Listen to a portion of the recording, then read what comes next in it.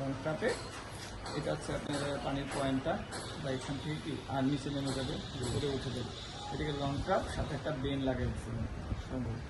এখান থেকে তো যে ময়লাটা এই জায়গায় জমা হবে, তাই না? তো এখানে পাইপটা নিচে আসছে, বা একটা পাইপ কি উপরে চলে যাবে না সবার উপরে, বা এইদিকে কি খোলা পয়েন্ট আছে।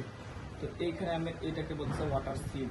হ্যাঁ, ওয়াটার সিল, এটা পানি দ্বারা যুক্ত থাকবে। আমরা বললাম না যে পানির একটা ধর্ম আছে, যেটা কি সমান্তরাল হার। তো এখানে যতটুকু পানি থাকবে এখানে অতটুকু পানি থাকবে, ওইভাবে এটা ডিজাইন করা। ঠিক আছে? তো এইখানে যে একটা গ্যাস আছে, গ্যাস যখন ময়লাটা চলে আসবে এখান থেকে গ্যাসের সৃষ্টি হবে।